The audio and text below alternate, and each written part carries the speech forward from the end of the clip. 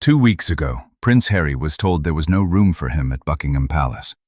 Not no room in the family, no room in the building. He asked too late. The answer was no, and he stayed somewhere else. And now, 14 days later, we're being told, by multiple sources in multiple papers, that Harry and Meghan are quietly planning their return to Britain. Full stop. Both of those things are in the press right now. Both are attributed to people close to the family. And here's the problem. They can't both be the whole truth. A man who can't get a guest room in his father's house is not a man packing his bags for a homecoming. So something else is going on. And today, we're not going to do what everyone else in this space does, read you the headlines and gasp at them. We're going to do something more interesting. We're going to treat these stories like evidence. Who said what, when they said it, and most importantly, who benefits from you believing it?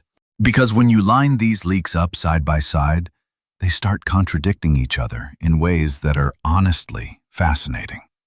By the end of this, you might not know exactly what Harry is planning, but you'll know exactly what someone wants you to think he's planning.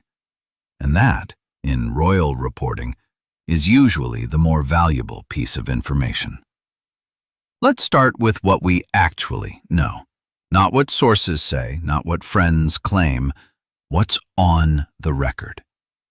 On the 6th of July, Harry met his father at Highgrove. That happened. It was brief, it was private, and at the time it was framed as exactly what it looked like, a one-off gesture of goodwill. A son and a father in the same room after a long silence. Nobody at the time called it the beginning of anything. And then, nothing. For nearly 2 weeks, silence. Which, if you follow royal coverage, is normal. A meeting happens, the papers chew on it for a day, everyone moves on. Except this time, on the 18th and 19th of July, the story came back. Not as a follow-up, as a completely different story. Suddenly, friends of Harry were talking to the Daily Mail. Suddenly, sources were saying that the meeting had changed him, that he was, quote, set on reconciliation, that the couple was rethinking their entire life in America. Now stop right there, because this is the first thing worth noticing.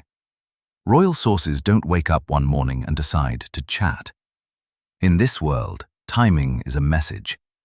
When several friendly voices appear in the press in the same weekend, saying complimentary things, that's not gossip leaking out.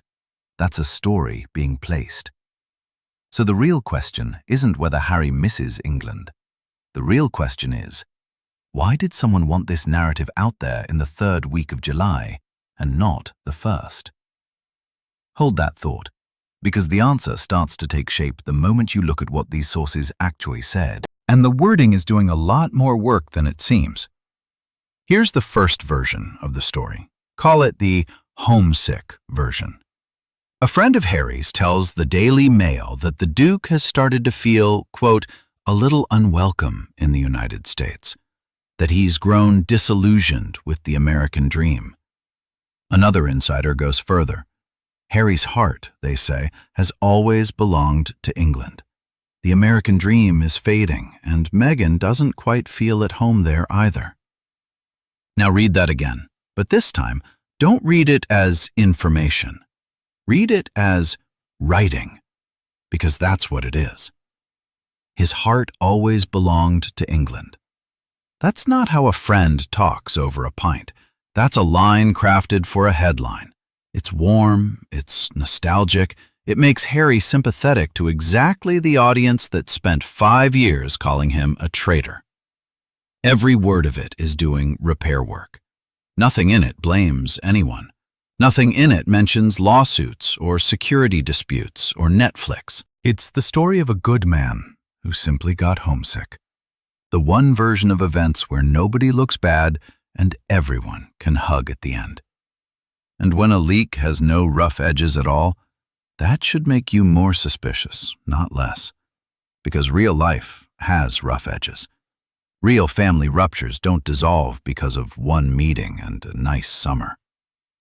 So who benefits from the homesick version? Think about it. Harry gets a redemption arc. The palace gets to look gracious. The papers get a saga with a happy trajectory. It's almost too convenient. A story that serves everyone who could have planted it. Which is exactly why the next detail matters so much. Because buried inside this warm, cozy narrative is one claim that genuinely doesn't fit the last 5 years of reporting. One person whose position has supposedly flipped a full 180 degrees. And if you followed this story for any length of time, you already know who I'm talking about.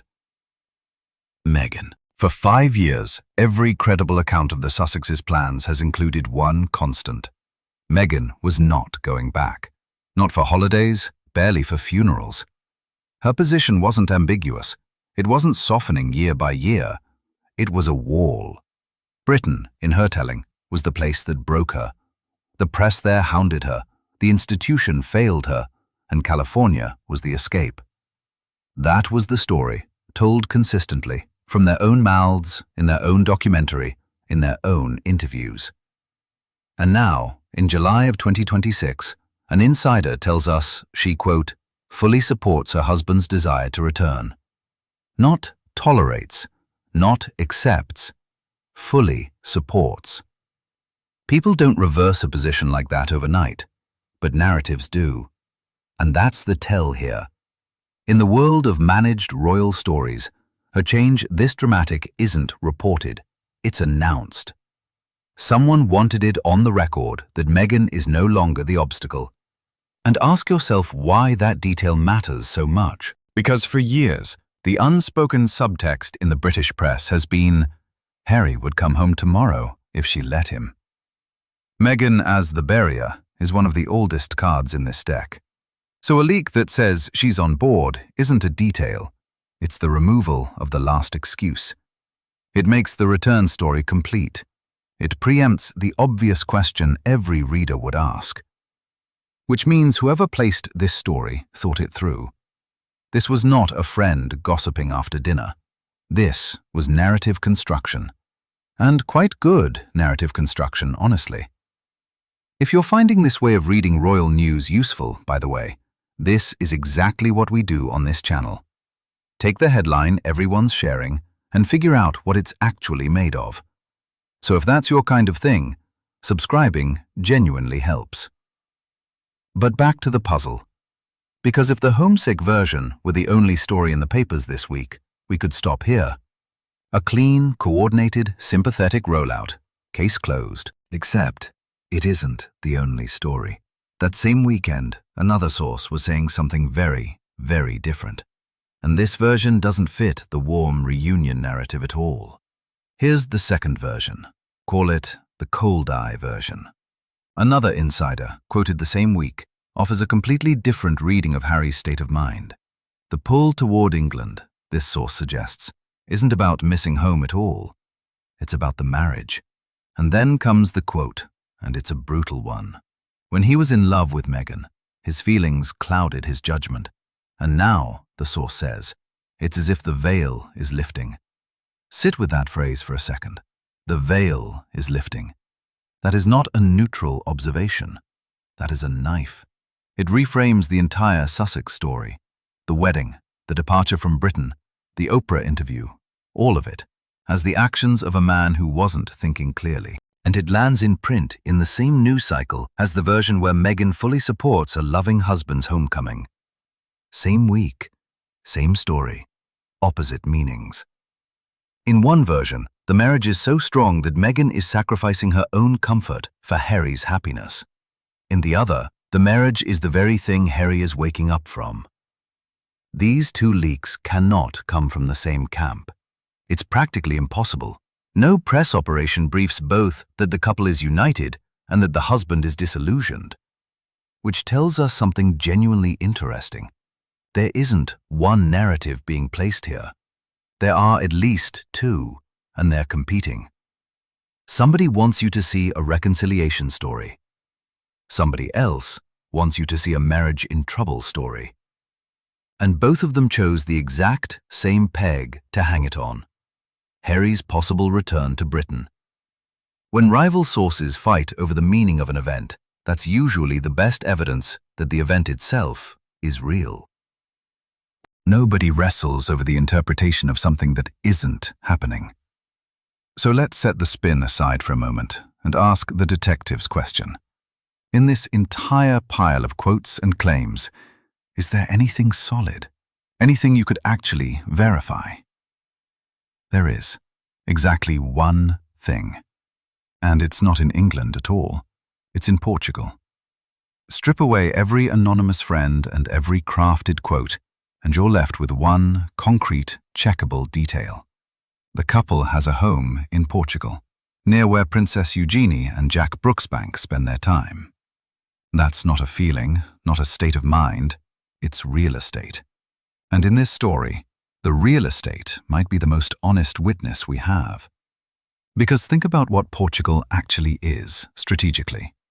It's not Britain, so there's no climb down, no tabloid frenzy about the prodigal son crawling back, no immediate collision with the unresolved security question. But it's a short flight from London, close enough for regular visits, for quiet meetings, for slowly rebuilding what was broken. And the neighbors matter too. Eugenie is famously the one cousin who never picked a side, the one royal who stayed genuinely close to Harry through everything. A foothold near her isn't random. It's a soft landing next to the one member of the family where the door was never closed. Now, notice what this does to our two competing narratives. The homesick version says, Portugal is a stepping stone home. The cold eye version would say, Portugal is a man building himself an exit. And here's the uncomfortable part. The house supports both readings. That's why it's the perfect fact. Everyone can use it. No one can deny it. But a stepping stone only works if there's somewhere to step to. A halfway house to Britain assumes that Britain at some point opens the door. And that brings us to the part of this story that the warm, cozy version really doesn't want you to dwell on. Because while sources were telling us about Harry's heart belonging to England, the actual institution, the palace itself, was sending a signal of its own, and it was about as far from a welcome mat as it gets. 2 weeks before all these warm stories about homecoming, Harry needed a place to stay in London, and the obvious place, the place that would have been his by birthright not so long ago, was Buckingham Palace. The offer was reportedly there, but Harry responded too late, and by the time he did, the answer was no. No room, and he ended up staying elsewhere. Now, on the surface, this is a small logistical story, a scheduling mishap. That's certainly how a palace-friendly source would frame it. He simply didn't confirm in time. These things happen. But look at it the way we've been looking at everything else today, and it reads very differently. Because institutions communicate through logistics. In the royal world, where a room is allocated, who gets a carriage, who stands on which balcony, these details are the language. And the message here was unmistakable. You are not someone we hold space for anymore. You are a guest, and guests who reply late lose their reservation. That's not cruelty, necessarily. It's protocol. But protocol is precisely the point. Because everything the homesick narrative promises, the return, the reconciliation, the family made whole, has to eventually pass through the machinery of protocol. Security arrangements that Harry has been fighting over in court for years. Titles and roles that remain undefined. A brother who, by every single account, was nowhere near that meeting at Highgrove and has shown zero public interest in one of his own. One warm conversation with his father doesn't dissolve any of that. Charles can open his arms, and it still wouldn't settle who pays for Harry's police protection the moment he lands. So here's the collision at the heart of this entire week of coverage. The sources speak the language of hearts and homecomings, and the institution speaks the language of room allocations and unanswered questions. And when words and actions point in opposite directions, a detective doesn't average them out. A detective asks which one costs something. Talking to a journalist costs nothing. Denying a prince a bedroom? That's a choice someone actually made. Keep that principle in mind, because we're now ready to put the whole picture together. And I think there are exactly 3 ways to read this story that account for every contradiction we've found. Scenario 1. The trial balloon. In this reading, the homesick leaks come from Harry's own camp, and they're not describing a plan, they're testing one. You float the idea of a return through friendly sources, and then you watch. How do the papers react? How does the public react? How does the palace react? The Portugal house gives the story just enough substance to be taken seriously, and Meghan's reported blessing removes the obvious objection in advance. If the response is warm, you take the next step. If it's hostile, nothing was ever confirmed, and nothing is lost. It's diplomacy by tabloid, and it's how this family has communicated for decades. Scenario 2. The counter-briefing war. In this reading, the homesick story came first, from Harry's side, and the veil is lifting quote was the return fire. Someone hostile to Meghan, or simply hostile to the reconciliation, moving to poison the well. You take the same facts, the same meeting, the same house in Portugal, and you wrap them in a narrative where Harry isn't coming home to his family, he's escaping his marriage. Same evidence, opposite story. If that's what happened, then what we witnessed this week wasn't news. It was a duel. And scenario 3, the one nobody in this saga would ever brief, because it's the least dramatic and the most human. Both stories are sort of true. Harry misses England, and the marriage has settled into something quieter and more complicated than the fairy tale. Meghan supports a move in theory, with conditions no insider knows. The Portugal house is real. The longing is real. The obstacles are real. And there is no plan. Just a man in his 40s slowly realizing that the life he burned bridges for didn't turn out to be home either. No side placed that story, because no side profits from it, which, if the last 5 years have taught us anything, might be exactly why it's the version worth taking seriously. So no, I can't tell you whether Harry and Meghan are coming back to Britain. Nobody honest can. But I can tell you what happened this week. Somebody worked quite hard to make you believe they are, and somebody else worked just as hard to make you believe it's all falling apart. The truth is somewhere in the space between those 2 efforts. And that space is where I'd keep watching. Not the big announcements, the small, boring, costly things. Where the children go to school in September. What happens with the security case?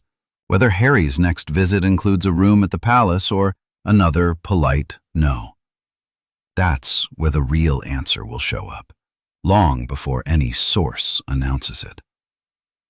So now, it's your turn to be the detective. Which scenario fits the evidence best? The trial balloon, the briefing war, or the messy human truth? Tell me in the comments, because genuinely, the sharpest theories on this channel always come from you. And if this way of reading the royal story worked for you, a like tells me to keep making these, and there will be plenty to decode, because whatever Harry is planning, this was only the opening move.